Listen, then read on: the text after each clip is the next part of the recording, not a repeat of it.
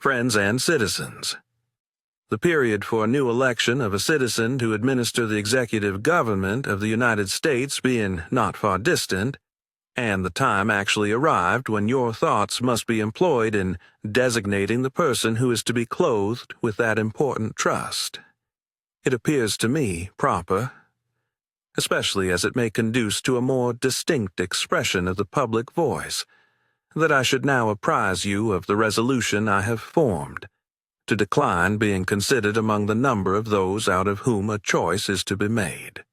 I beg you, at the same time, to do me the justice to be assured that this resolution has not been taken without a strict regard to all the considerations appertaining to the relation which binds a dutiful citizen to his country, and that in withdrawing the tender of service which silence in my situation might imply, I am influenced by no diminution of zeal for your future interest, no deficiency of grateful respect for your past kindness, but am supported by a full conviction that the step is compatible with both. The acceptance of and continuance hitherto in the office to which your suffrages have twice called me have been a uniform sacrifice of inclination to the opinion of duty and to a deference for what appeared to be your desire.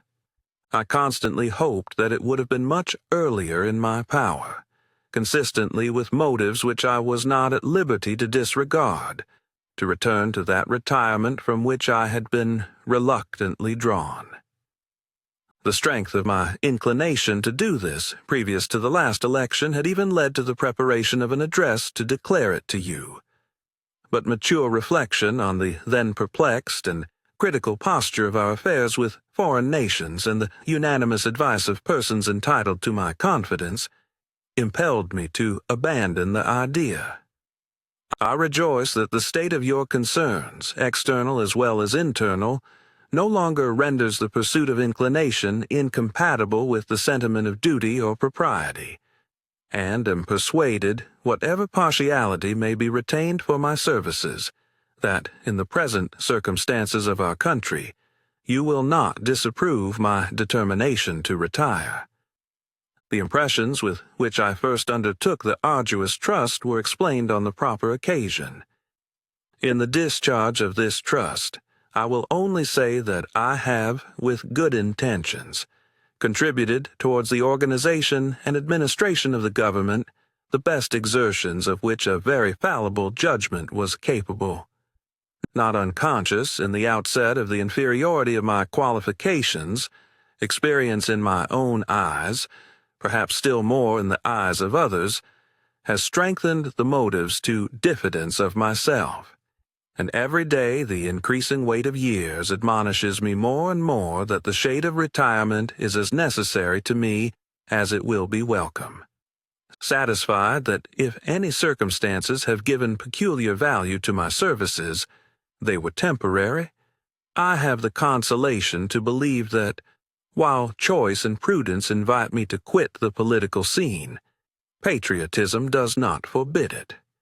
In looking forward to the moment which is intended to terminate the career of my public life, my feelings do not permit me to suspend the deep acknowledgment of that debt of gratitude which I owe to my beloved country for the many honors it has conferred upon me, still more for the steadfast confidence with which it has supported me, and for the opportunities I have thence enjoyed of manifesting my inviolable attachment, by services faithful and persevering, though in usefulness unequal to my zeal. If benefits have resulted to our country from these services, let it always be remembered to your praise, and as an instructive example in our annals, that under circumstances in which the passions, agitated in every direction, were liable to mislead, amidst appearances sometimes dubious, vicissitudes of fortune often discouraging, in situations in which not unfrequently want of success has countenanced the spirit of criticism, the constancy of your support was the essential prop of the efforts and a guarantee of the plans by which they were effected. Profoundly penetrated with this idea, I shall carry it with me to my grave, as a strong incitement to unceasing vows that, heaven may continue to you the choicest tokens of its beneficence, that your union and brotherly affection may be perpetual, that the free Constitution, which is the work of your hands, may be sacredly maintained, that its administration in every department may be stamped with wisdom and virtue, that, in fine, the happiness of the people of these states, under the auspices of liberty, may be made complete by so careful a preservation and so prudent a use of this blessing as will acquire to them the glory of recommending it to the applause, the affection, and adoption of every nation which is yet a stranger to it. Here, perhaps, I ought to stop, but a solicitude for your welfare, which cannot end but with my life, and the apprehension of danger natural to that solicitude, urge me, on an occasion like the present, to offer to your solemn contemplation, and to recommend to your frequent review, some sentiments which are the result of much reflection, of no inconsiderable observation, and which appear to me all important to the permanency of your felicity as a people. These will be offered to you with the more freedom, as you can only see in them the disinterested warnings of a parting friend, who can possibly have no personal motive to bias his counsel. Nor can I forget, as an encouragement to it, your indulgent reception of my sentiments on a former and not dissimilar occasion, interwoven, as is the love of liberty, with every ligament of your hearts. No recommendation of mine is necessary to fortify or confirm the attachment. The unity of government which constitutes you one people is also now dear to you. It is justly so, for it is a main pillar in the edifice of your real independence, the support of your tranquillity at home, your peace abroad, of your safety, of your prosperity, of that very liberty which you so highly prize.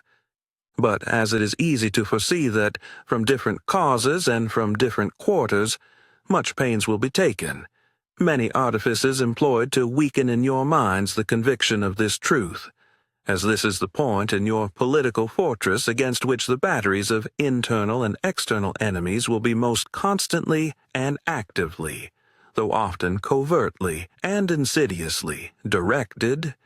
It is of infinite moment that you should properly estimate the immense value of your national union to your collective and individual happiness, that you should cherish a cordial, habitual, and immovable attachment to it, accustoming yourselves to think and speak of it as of the palladium of your political safety and prosperity, watching for its preservation with jealous anxiety, discountenancing whatever may suggest even a suspicion that it can in any event be abandoned, and indignantly frowning upon the first dawning of every attempt to alienate any portion of our country from the rest, or to enfeeble the sacred ties which now link together the various parts. For this you have every inducement of sympathy and interest. Citizens by birth or choice of a common country, that country has a right to concentrate your affections. The name of American, which belongs to you in your national capacity, must always exalt the just pride of patriotism more than any appellation derived from local discriminations. With slight shades of difference, you have the same religion, manners, habits, and political principles. You have in a common cause fought and triumphed together. The independence and liberty you possess are the work of joint councils, and joint efforts of common dangers, sufferings, and successes. But these considerations, however powerfully they address themselves to your sensibility, are greatly outweighed by those which apply more immediately to your interest.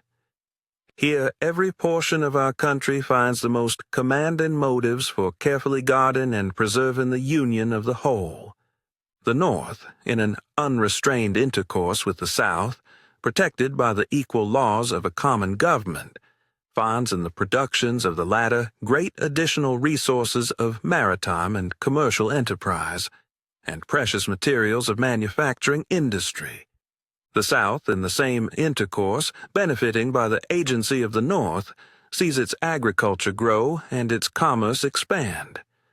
Turning partly into its own channels the seamen of the North, it finds its particular navigation invigorated, and, while it contributes, in different ways, to nourish and increase the general mass of the national navigation, it looks forward to the protection of a maritime strength, to which itself is unequally adapted.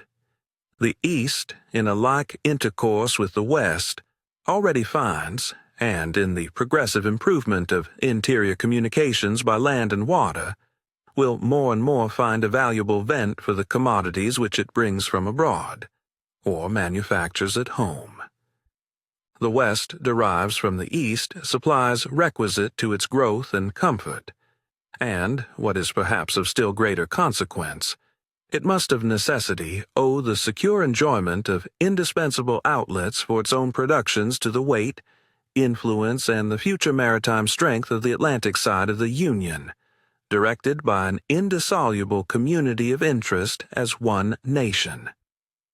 Any other tenure by which the West can hold this essential advantage, whether derived from its own separate strength, or from an apostate and unnatural connection with any foreign power, must be intrinsically precarious.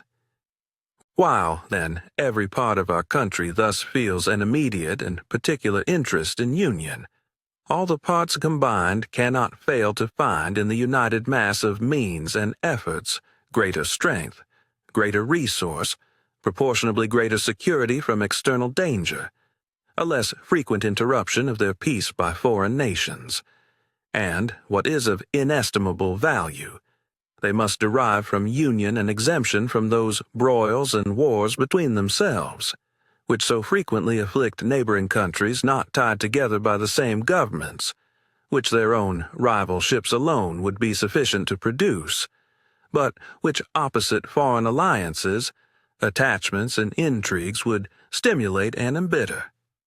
Hence, likewise, they will avoid the necessity of those overgrown military establishments which, under any form of government, are inauspicious to liberty, and which are to be regarded as particularly hostile to republican liberty. In this sense it is that your union ought to be considered as a main prop of your liberty, and that the love of the one ought to endear to you the preservation of the other. These considerations speak a persuasive language to every reflecting and virtuous mind, and exhibit the continuance of the Union as a primary object of patriotic desire. Is there a doubt whether a common government can embrace so large a sphere? Let experience solve it. To listen to mere speculation in such a case were criminal. We are authorized to hope that a proper organization of the whole, with the auxiliary agency of governments for the respective subdivisions, will afford a happy issue to the experiment. It is well worth a fair and full experiment. With such powerful and obvious motives to union, affecting all parts of our country, while experience shall not have demonstrated its impracticability, there will always be reason to distrust the patriotism of those who in any quarter may endeavor to weaken its bands. In contemplating the causes which may disturb our Union, it occurs as matter of serious concern that any ground should have been furnished for characterizing parties by geographical discriminations, Northern and Southern, Atlantic and Western, whence designing men may endeavor to excite a belief that there is a real difference of local interests and views. One of the expedients of party to acquire influence within particular districts is to misrepresent the opinions and aims of other districts. You cannot shield yourselves too much against the jealousies and heartburnings which spring from these misrepresentations. They tend to render alien to each other those who ought to be bound together by fraternal affection. The inhabitants of our Western country have lately had a useful lesson on this head. They have seen, in the negotiation by the executive, and in the unanimous ratification by the Senate, of the treaty with Spain, and in the universal satisfaction at that event throughout the United States, a decisive proof how unfounded were the suspicions propagated among them of a policy in the general government and in the Atlantic states unfriendly to their interests in regard to the Mississippi. They have been witnesses to the formation of two treaties, that with Great Britain and that with Spain, which secure to them everything they could desire in respect to our foreign relations towards confirming their prosperity. Will it not be their wisdom to rely for the preservation of these advantages on the union by which they were procured? Will they not henceforth be deaf to those advisers, if such there are, who would sever them from their brethren and connect them with aliens? In the execution of such a plan, nothing is more essential than that permanent, inveterate antipathies against particular nations and passionate attachments for others should be excluded, and that, in place of them, just and amicable feelings towards all should be cultivated. The nation which indulges towards another a habitual hatred or habitual fondness is in some degree a slave. It is a slave to its animosity or to its affection, either of which is sufficient to lead it astray from its duty and its interest. Antipathy in one nation against another disposes each more readily to offer insult and injury, to lay hold of slight causes of umbrage, and to be haughty and intractable when accidental or trifling occasions of dispute occur. Hence, frequent collisions, obstinate, envenomed, and bloody contests. The nation, prompted by ill will and resentment, sometimes impels to war the government, contrary to the best calculations of policy. The government sometimes participates in the national propensity, and adopts through passion what reason would reject. At other times it makes the animosity of the nation subservient to projects of hostility instigated by pride, ambition, and other sinister and pernicious motives. The peace often, sometimes perhaps the liberty, of nations has been the victim.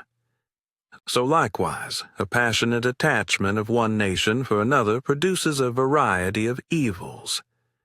Sympathy for the favorite nation, facilitating the illusion of an imaginary common interest in cases where no real common interest exists, and infusing into one the enmities of the other, betrays the former into a participation in the quarrels and wars of the latter without adequate inducement or justification.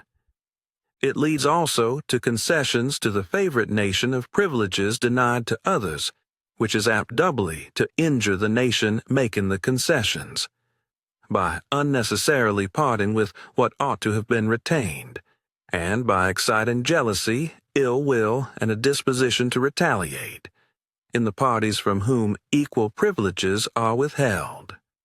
And it gives to ambitious, corrupted, or deluded citizens who devote themselves to the favorite nation facility to betray or sacrifice the interests of their own country without odium, sometimes even with popularity, gilding with the appearances of a virtuous sense of obligation, a commendable deference for public opinion, or a laudable zeal for public good, the base or foolish compliances of ambition, corruption, or infatuation. As avenues to foreign influence in innumerable ways, such attachments are particularly alarming to the truly enlightened and independent patriot. How many opportunities do they afford to tamper with domestic factions, to practice the arts of seduction, to mislead public opinion, to influence or awe the public councils? Such an attachment of a small or weak towards a great and powerful nation dooms the former to be the satellite of the latter. Against the insidious wiles of foreign influence, I conjure you to believe me, fellow citizens, the jealousy of a free people ought to be constantly awake, since history and experience prove that foreign influence is one of the most baneful foes of republican government. But that jealousy to be useful must be impartial, else it becomes the instrument of the very influence to be avoided, instead of a defense against it. Excessive partiality for one foreign nation and excessive dislike of another cause those whom they actuate to see danger only on one side, and serve to veil and even second the arts of influence on the other. Real patriots who may resist the intrigues of the favorite are liable to become suspected and odious, while its tools and dupes usurp the applause and confidence of the people to surrender their interests. The great rule of conduct for us in regard to foreign nations is in extending our commercial relations, to have with them as little political connection as possible. So far as we have already formed engagements, let them be fulfilled with perfect good faith. Here let us stop. Europe has a set of primary interests which to us have none, or a very remote relation. Hence, she must be engaged in frequent controversies, the causes of which are essentially foreign to our concerns. Hence, therefore, it must be unwise in us to implicate ourselves by artificial ties in the ordinary vicissitudes of her politics, or the ordinary combinations and collisions of her friendships or enmities. Our detached and distant situation invites and enables us to pursue a different course, if we remain one people under an efficient government. The period is not far off when we may defy material injury from external annoyance, when we may take such an attitude as will cause the neutrality we may at any time resolve upon to be scrupulously respected, when belligerent nations, under the impossibility of making acquisitions upon us, will not lightly hazard the giving us provocation, when we may choose peace or war as our interest, guided by justice, shall counsel. Why forego the advantages of so peculiar a situation? Why quit our own to stand upon foreign ground? Why, by interweaving our destiny with that of any part of Europe, entangle our peace and prosperity in the toils of European ambition, rivalship, interest, humor, or caprice? It is our true policy to steer clear of permanent alliances with any portion of the foreign world, so far, I mean, as we are now at liberty to do it. For let me not be understood as capable of patronizing infidelity to existing engagements. I hold the maxim, no less applicable to public than to private affairs, that honesty is always the best policy. I repeat it. Therefore, let those engagements be observed in their genuine sense. But, in my opinion, it is unnecessary, and would be unwise to extend them. Taking care always to keep ourselves by suitable establishments on a respectable defensive posture, we may safely trust to temporary alliances for extraordinary emergencies. Harmony, liberal intercourse with all nations are recommended by policy, humanity, and interest.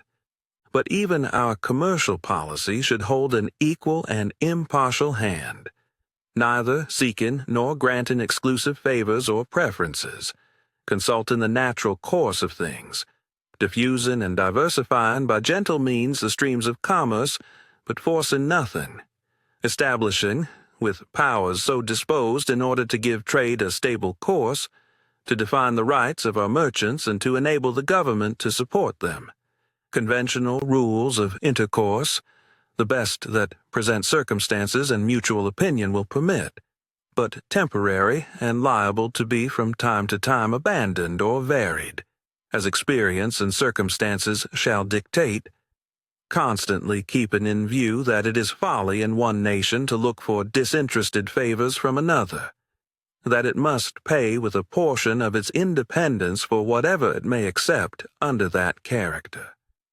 that by such acceptance it may place itself in the condition of having given equivalents for nominal favors, and yet of being reproached with ingratitude for not giving more.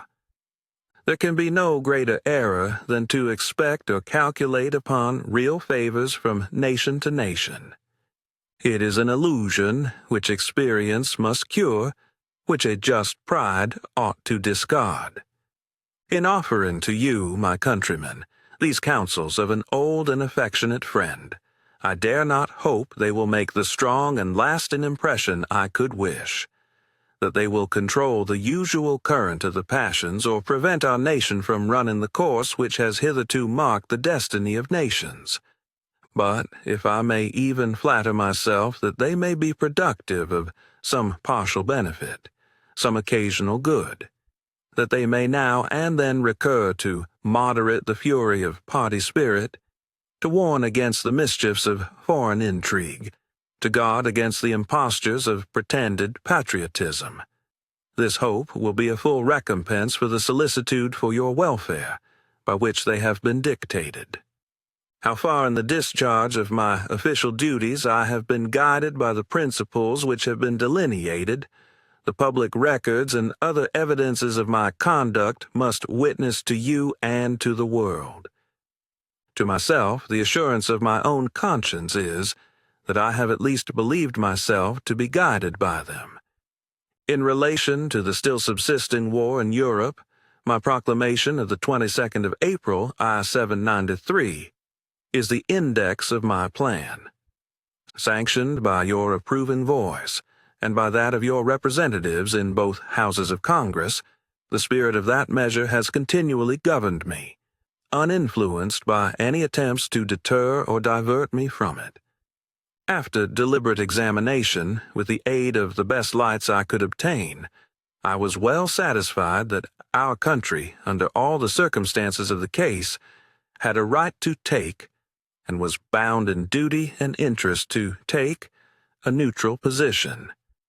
Having taken it, I determined, as far as should depend upon me, to maintain it, with moderation, perseverance, and firmness.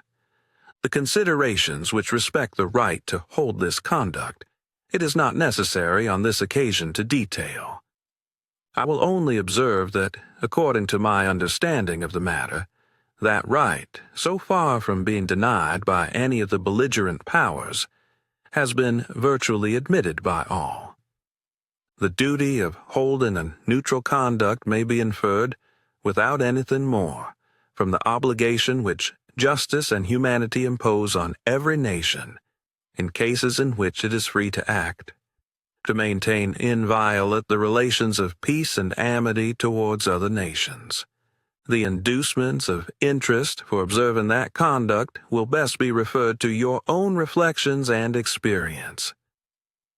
With me, a predominant motive has been to endeavor to gain time to our country to settle and mature its yet recent institutions, and to progress without interruption to that degree of strength and consistency which is necessary to give it, humanly speaking, the command of its own fortunes. Though, in reviewing the incidents of my administration, I'm unconscious of intentional error, I'm nevertheless too sensible of my defects not to think it probable that I may have committed many errors. Whatever they may be, I fervently beseech the Almighty to avert or mitigate the evils to which they may tend. I shall also carry with me the hope that my country will never cease to view them with indulgence, and that, after 45 years of my life dedicated to its service with an upright zeal, the faults of incompetent abilities will be consigned to oblivion, as myself must soon be to the mansions of rest. Relying on its kindness in this as in other things, and actuated by that fervent love towards it, which is so natural to a man who views in it the native soil of himself and his progenitors for several generations, I anticipate with pleasing expectation that retreat in which I promise myself to realize, without alloy, the sweet enjoyment of partaking, in the midst of my fellow citizens, the benign influence of good laws under free government, the ever-favorite object of my heart, and the happy reward, as I trust, of our mutual cares, labors, and dangers. To the efficacy and permanency of your union, a government for the whole is indispensable. No alliance, however strict, between the parts can be an adequate substitute. they must inevitably experience the infractions and interruptions which all alliances in all times have experienced. Sensible of this momentous truth, you have improved upon your first essay by the adoption of a constitution of government better calculated than your former for an intimate union, and for the efficacious management of your common concerns.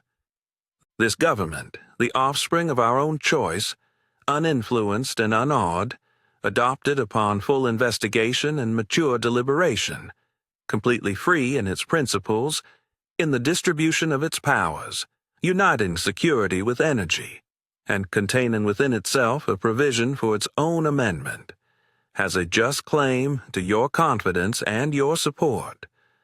Respect for its authority, compliance with its laws, acquiescence in its measures, are duties enjoined by the fundamental maxims of true liberty. The basis of our political systems is the right of the people to make and to alter their constitutions of government. But the Constitution, which at any time exists, till changed by an explicit and authentic act of the whole people, is sacredly obligatory upon all. The very idea of the power and the right of the people to establish government presupposes the duty of every individual to obey the established government. All obstructions to the execution of the laws, all combinations and associations under whatever plausible character, with the real design to direct, control, counteract, or awe the regular deliberation and action of the constituted authorities, are destructive of this fundamental principle and of fatal tendency. They serve to organize faction, to give it an artificial and extraordinary force, to put in the place of the delegated will of the nation the will of a party, often a small but artful and enterprising minority of the community, and, according to the alternate triumphs of different parties, to make the public administration the mirror of the ill-concerted and incongruous projects of faction, rather than the organ of consistent and wholesome plans digested by common councils and modified by mutual interests. However combinations or associations of the above description may now and then answer popular ends, they are likely, in the course of time and things, to become potent engines, by which cunning, ambitious, and unprincipled men will be enabled to subvert the power of the people and to usurp for themselves the reins of government, destroying afterwards the very engines which have lifted them to unjust dominion. Towards the preservation of your government and the permanency of your present happy state, it is requisite not only that you steadily discountenance irregular oppositions to its acknowledged authority, but also that you resist with care the spirit of innovation upon its principles, however specious the pretexts. One method of assault may be to effect, in the forms of the Constitution, alterations which will impair the energy of the system, and thus to undermine what cannot be directly overthrown. In all the changes to which you may be invited, remember that time and habit are at least as necessary to fix the true character of governments as of other human institutions. That experience is the surest standard by which to test the real tendency of the existing constitution of a country. That facility in changes, upon the credit of mere hypothesis and opinion, exposes to perpetual change from the endless variety of hypothesis and opinion. And remember, especially, that for the efficient management of your common interests, in a country so extensive as ours, a government of as much vigor as is consistent with the perfect security of liberty is indispensable. Liberty itself will find in such a government, with powers properly distributed and adjusted, its surest guardian. It is, indeed, little else than a name, where the government is too feeble to withstand the enterprises of faction, to confine each member of the society within the limits prescribed by the laws, and to maintain all in the secure and tranquil enjoyment of the rights of person and property. I have already intimated to you the danger of parties in the state, with particular reference to the founding of them on geographical discriminations. Let me now take a more comprehensive view, and warn you in the most solemn manner against the baneful effects of the spirit of party generally. This spirit, unfortunately, is inseparable from our nature, having its root in the strongest passions of the human mind. It exists under different shapes in all governments, more or less stifled, controlled, or repressed. But in those of the popular form, it is seen in its greatest rankness, and is truly their worst enemy. The alternate domination of one faction over another, sharpened by the spirit of revenge, natural to party dissension, which in different ages and countries has perpetrated the most horrid enormities, is itself a frightful despotism. But this leads at length to a more formal and permanent despotism. The disorders and miseries which result gradually incline the minds of men to seek security and repose in the absolute power of an individual, and sooner or later the chief of some prevailing faction, more able or more fortunate than his competitors, turns this disposition to the purposes of his own elevation, on the ruins of public liberty. Without looking forward to an extremity of this kind, which nevertheless ought not to be entirely out of sight, the common and continual mischiefs of the spirit of party are sufficient to make it the interest and duty of a wise people to discourage and restrain it. It serves always to distract the public councils and enfeeble the public administration. It agitates the community with ill-founded jealousies and false alarms, kindles the animosity of one part against another, foments occasionally riot and insurrection. It opens the door to foreign influence and corruption, which finds a facilitated access to the government itself through the channels of party passions. Thus the policy and the will of one country are subjected to the policy and will of another. There is an opinion that parties in free countries are useful checks upon the administration of the government, and serve to keep alive the spirit of liberty. This within certain limits is probably true, and in governments of a monarchical caste, patriotism may look with indulgence, if not with favor, upon the spirit of party. But in those of the popular character, in governments purely elective, it is a spirit not to be encouraged. From their natural tendency, it is certain there will always be enough of that spirit for every salutary purpose.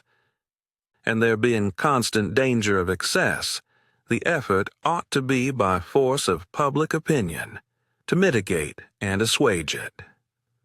A fire not to be quenched, it demands a uniform vigilance to prevent its bursting into a flame, lest, instead of warming, it should consume.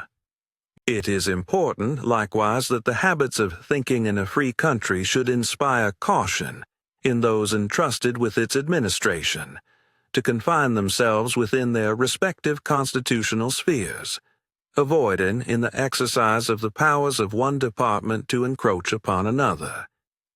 The spirit of encroachment tends to consolidate the powers of all the departments in one, and thus to create, whatever the form of government, a real despotism. A just estimate of that love of power and proneness to abuse it, which predominates in the human heart, is sufficient to satisfy us of the truth of this position. The necessity of reciprocal checks in the exercise of political power, by dividing and distributing it into different depositaries, and constituting each the guardian of the public weal against invasions by the others, has been evinced by experiments ancient and modern, some of them in our country and under our own eyes. To preserve them must be as necessary as to institute them.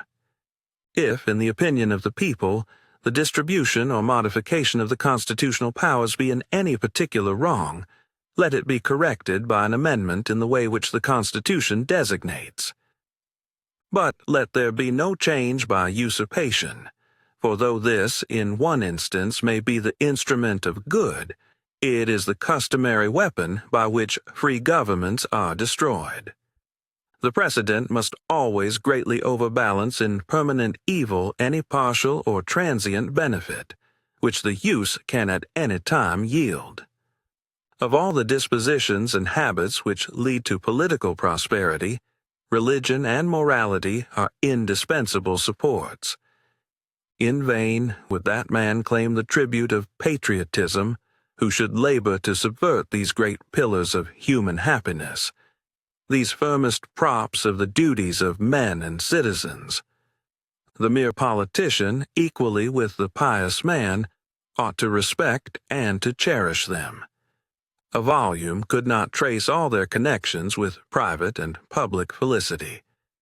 Let it simply be asked, where is the security for property, for reputation, for life, if the sense of religious obligation desert the oaths which are the instruments of investigation in courts of justice?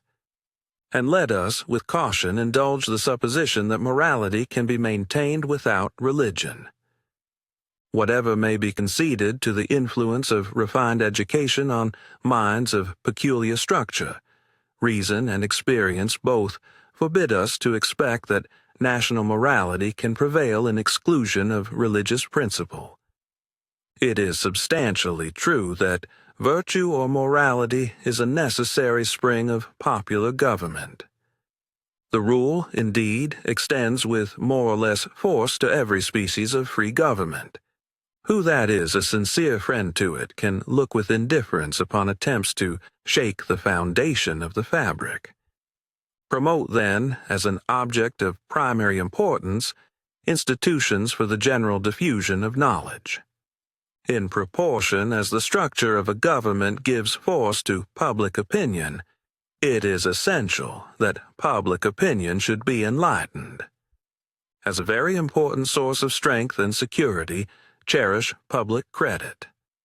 One method of preserving it is to use it as sparingly as possible, avoiding occasions of expense by cultivating peace, but remembering also that timely disbursements to prepare for danger frequently prevent much greater disbursements to repel it, avoiding likewise the accumulation of debt, not only by shunning occasions of expense, but by vigorous exertion in time of peace to discharge the debts which unavoidable wars may have occasioned, not ungenerously throwing upon posterity the burden which we ourselves ought to bear.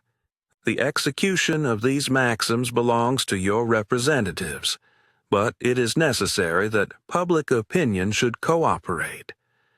To facilitate to them the performance of their duty, it is essential that you should practically bear in mind that towards the payment of debts there must be revenue, that to have revenue there must be taxes, that no taxes can be devised which are not more or less inconvenient and unpleasant, that the intrinsic embarrassment inseparable from the selection of the proper objects, which is always a choice of difficulties, ought to be a decisive motive for a candid construction of the conduct of the government in making it, and for a spirit of acquiescence in the measures for obtaining revenue, which the public exigencies may at any time dictate. Observe good faith and justice towards all nations. Cultivate peace and harmony with all. Religion and morality enjoin this conduct, and can it be that good policy does not equally enjoin it? It will be worthy of a free, enlightened, and at no distant period a great nation to give to mankind the magnanimous and too novel example of a people always guided by an exalted justice and benevolence. Who can doubt that, in the course of time and things, the fruits of such a plan would richly repay any temporary advantages which might be lost by a steady adherence to it? Can it be that Providence has not connected the permanent felicity of a nation with its virtue? The experiment, at least, is recommended by every sentiment which ennobles human nature. Alas, is it rendered impossible by its vices?